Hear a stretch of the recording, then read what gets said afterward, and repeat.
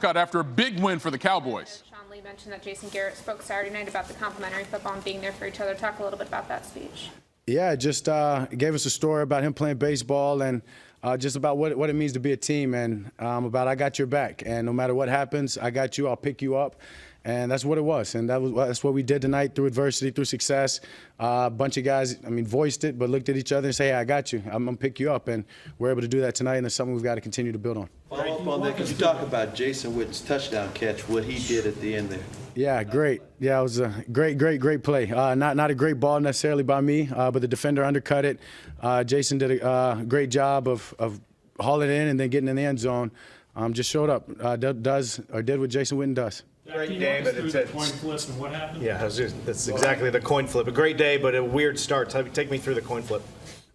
Yeah, definitely a weird start. We wanted to set adversity there instead of on the field, so we could play from behind immediately. But just bad use of words by me. We listened to the audio, we got it figured out. But yeah, just wasn't the best, wasn't the cleanest coin flip I've been a part of. So what did you say, and how did that? A little bit of everything. There's audio to it. What are you supposed to say? Are you supposed to say defer?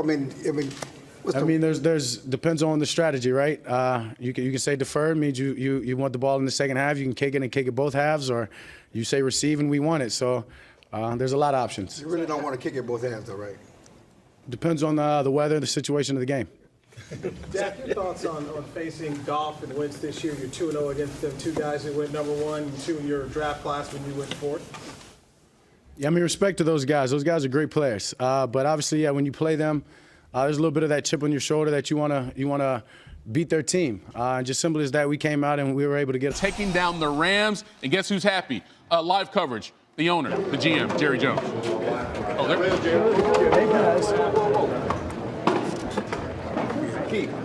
How good did that feel today? Well, of course, that's just what the doctor ordered, to get you out of the whatever you're in.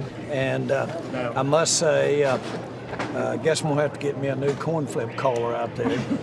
But no, seriously, really proud because that does renew the team's confidence in its work, and we have all the respect in the world for the Rams. You know we do.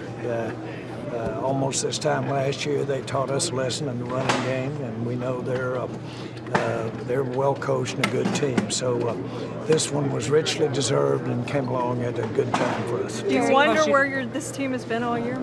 Well, I don't want to go there. I just know that I'm buoyed by the fact that they're going to get this shot of inspiration, shot of confidence in what their hard work can do when it pays off.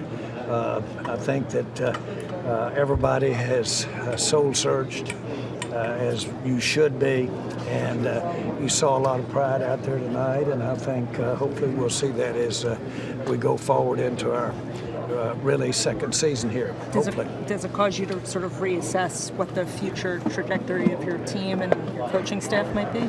I don't know that that implies that I had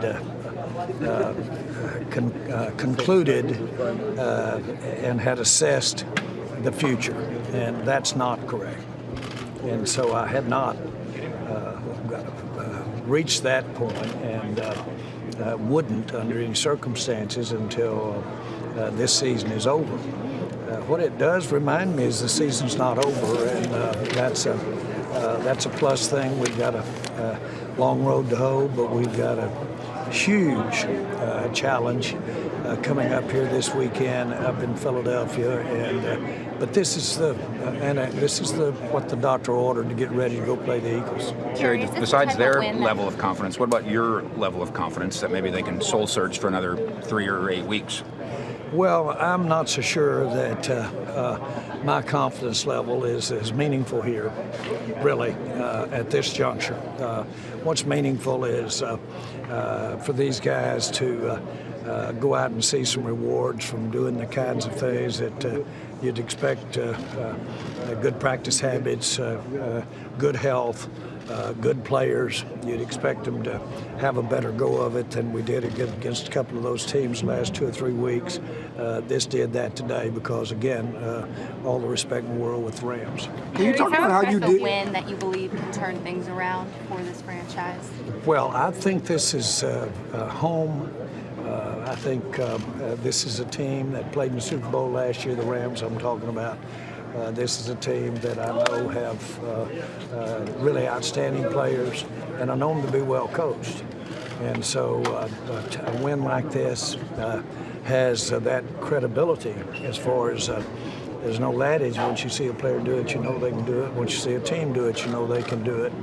And it went right for us. It wasn't like it started off right. And it seemed like the first 3 or 4 significant things that happened out there tonight was going to be really not nightmarish, but not go our way. And of course, they played through that. But this is a great way for us to not get over, but for us to put in perspective what the last 3 or 4 weeks have meant and how to pull out and make something good happen. It is possible for this team to be a part of a team that they can remember all their lives in a positive way. Can you talk about how you did it, Jerry, with the run game and Zeke and Tony Pollard? All right, here's an updated look at the NFC playoff picture. So momentarily, the Eagles had moved into that top spot in the NFC East, but the Cowboys taking that back. Again, these two teams playing next week. Massive contest. And the Niners moving down to that wild card spot. Now, we're going to go to Jason Garrett right now after the Cowboys win. We knew the challenges were going to be there for us in all 3 phases of our team, and we had to step up to the challenge and play at a high level, and we did that today. Talking about scoring on touchdowns on 4 consecutive possessions, something you haven't done since the opener, and just what was going right for you there, what you were doing? Yeah, obviously a big part of this game was to control the line of scrimmage and run the football and be physical with their front. They got an outstanding front. They got elite players up there, and we challenged our guys to block them, and they did a hell of a job. I thought Zeke ran the ball really well. Obviously, Tony Pollard came in, did a great job for us, so that combination was really good for us. And then you get so much off of that. The first touchdown was a big-time throw by Dak and a hell of a catch by Witt, and we just did a good job cashing those drives in. You know, it was going to be a game that we wanted to be balanced. We want to attack both ways. We want to be able to control the line of scrimmage with the run, but you have to make timely throws in the passing game, and we're able to do that. Coming into the game, what did you think about your team in terms of the last 3 losses and how they were handling things? Our guys are off the charts. We have big-time players on our team. We have great leadership on our team, and guys just came to work. They worked hard all week long and just did everything they could to prepare the right way, and that's really what the focus was. We practiced on Monday. Let's have a great. You mentioned it earlier with the Witten catch, but can you talk about that catch a little bit more, and also Sean Lee's performance and what those 2 guys kind of gave you today as far as? Yeah, they're great football players, and they've been great football players for this franchise for a long time, and they're guys that we rely on to play at a very high level and also to have a really positive impact in our team, and they do that every day. And they're ready for their opportunities, and they cash in on them. Witt was very productive early on in the ball game, caught a lot of different balls, and just made a hell of a play on that touchdown. I mean, Dak, had to drive the ball a little bit and kind of put it a little bit behind, but Witt reaches back and makes the play and allows us to cash in on that drive, convert a 3rd down and score a touchdown, after we had a good drive. And that's big. That's big early on in the game. And then obviously we're up by a couple scores prior to the half, and then Sean makes that big time play. And Sean's been a ball guy ever since he's been here. He's made a number of those kinds of plays throughout his career. And if you think about both those guys, they represent everything you want in your organization, everything you want in terms of their preparation, their love of the game, their willingness to put team first, and then their performance and how much they love it and how much they care about it. And I think that was reflected in their performances today. Driving to the stadium, did you know Sean? So it's all good with Dallas right now. They're really impressive, like you guys had mentioned, probably their best game of the year. But where's your trust level with them? Because this is a week-to-week thing with this team. Well, listen, if you look at this team, I believe they beat the Rams like we've seen the Rams be beat this season before. But you still have to go out and execute. And we've seen the Dallas Cowboys lay an egg. They looked prepared today. They looked as like a team with energy, and that's what you need going into Philly next week. And I believe that they will win. I believe they're the better team. I believe that the Philadelphia Eagles are depleted from a skill level standpoint, but it's still going to be a fight because the NFC East always is. I think they have the better players, the healthier players, and the Dallas Cowboys will represent the NFC East in the playoffs.